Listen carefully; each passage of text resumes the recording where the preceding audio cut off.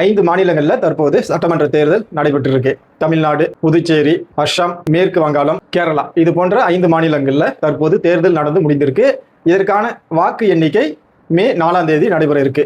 இந்த சூழல்ல 5 மாநில சட்டமன்ற தேர்தலினுடைய வாக்குப்பதிவு இறுதி நாளான ஏப்ரல் 29 அன்று மேற்கு வங்கத்தினுடைய இறுதி பகுதியாக 2ஆம் கட்டமாக வாக்குப்பதிவு நடைபெற்று முடிந்திருக்கிறது. இந்த சூழல்ல இந்த 5 மாநிலங்கள்ல யார் ஆட்சிக்கு வர போறாங்க, யார் வெற்றி பெற போறாங்க, யார் 2ஆம் இடம் 3ஆம் இடம் பெற போறாங்க அப்படிங்கிற ஒரு கருத்து கணிப்பை எக்ஸிட் போல ஊடகங்கள் வெளியிட்டிருக்காங்க.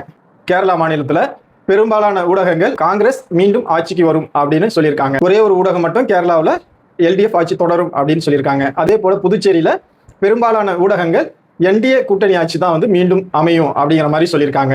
அதே போல அஸ்ஸாம் மாநிலத்தில் என்டிஏ ஆட்சி தான் மீண்டும் அமையும் அப்படின்னு பெரும்பாலான ஊடகங்கள் சொல்லியிருக்காங்க. மேற்கு வங்கத்தை பொறுத்தளவுல சில ஊடகங்கள் என்டிஏ ஆட்சி அமைக்கும் என்றும், சில ஊடகங்கள் திரிணாமுல் காங்கிரஸ் மீண்டும் ஆட்சி அமைக்கும் என்றும், 2 கட்சிகளுக்கே கடுமையான போட்டி நிலவுவதாக சில ஊடகங்களும் கருத்து கணிப்புகளை எக்ஸிட் போல்களை தெரிவிச்சிருக்காங்க. தமிழ்நாட்டை பொறுத்தளவுல பெரும்பாலான ஊடகங்கள் மீண்டும் திமுக ஆட்சி தொடரும் அப்படின்னு சொல்லியிருக்காங்க.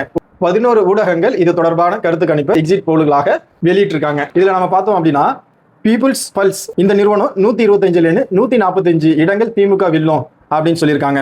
அதே போல சாணக்கியா ஸ்ட்ராட்டஜிஸ் இந்த நிறுவனம் திமுக 145 160 இடங்கள் பெறும் அப்படின்னு சொல்றாங்க. அதே போல மேட்ரிக்ஸ் இந்த நிறுவனம் டிஎம்கே 122 132 இடங்கள் பெறும் அப்படின்னு சொல்றாங்க.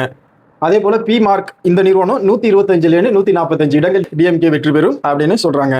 அதே போல அக்னி நியூஸ் சர்வீஸ் என்ற நிறுவனம் டிஎம்கே 169 தேர்தல் முடிவுகள் இருக்கும் அப்படின்னு சொல்றாங்க. அதே போல போல் டைரி அப்படிங்கிற நிறுவனம் டிஎம்கே 148 168 பெறுவாங்க அப்படின்னு சொல்றாங்க. அதே போல பிரஜா போல் இந்த நிறுவனம் 148 168 இடங்கள் டிஎம்கே பெறும் அப்படின்னு சொல்றாங்க. அடுத்ததா மின்னம்பலம் இந்த நிறுவனம் டிஎம்கே 155 இடங்களை வந்து வெற்றி பெறும் அப்படின்னு சொல்லியிருக்காங்க. இந்த நிறுவனங்கள்லாம் டிஎம்கே தான் மீண்டும் ஆட்சிக்கு வரும் அப்படிங்கிற மாதிரி எக்ஸிட் போல்ல சொல்லியிருக்காங்க. அதே போல ஏடிஎம்கே தான் ஆட்சிக்கு வரும் அப்படின்னு சொல்லிட்டு ஜேவிசி என்ற நிறுவனம் சொல்லியிருக்கு. இதுல ஏடிஎம்கே 128 இடங்கள்ல இருந்து 147 வரை பெறும் அப்படின்னு சொல்லியிருக்காங்க. அதே போல ஓட் வைப் அப்படிங்கிற ஒரு நிறுவனமும் ஏடிஎம்கே தான் ஆட்சிக்கு வரும் அப்படின்னு சொல்லியிருக்காங்க. 114 124 இடங்கள் சொல்லியிருக்காங்க.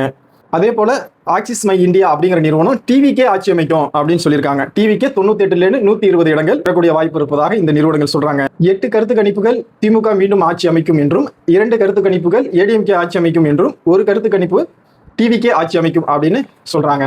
பொதுவாகவே ஒவ்வொரு தேர்தல் முடிந்த பிறகு, வாக்குப்பதிவு முடிந்த பிறகு ஊடகங்கள் தங்களுடைய விருப்பத்தை எக்ஸிட் போல்களாக மக்களிடையே வந்து முன்வைக்கிறாங்க. அது சில நேரங்களில் கருத்து கணிப்புகளாகவும் இருக்கும், சில நேரங்களில் கருத்து திணிப்புகளாக இருக்கும். ஆனா பெரும்பாலான நேரங்களில் இந்த எக்ஸிட் போலுக்கும் வாக்கு எண்ணிக்கை என்று நடைபெறும் அந்த தேர்தல் முடிவுக்கும் வந்து மிகப்பெரிய வித்தியாசம் இருக்கிறத நாம பார்க்க முடியுது.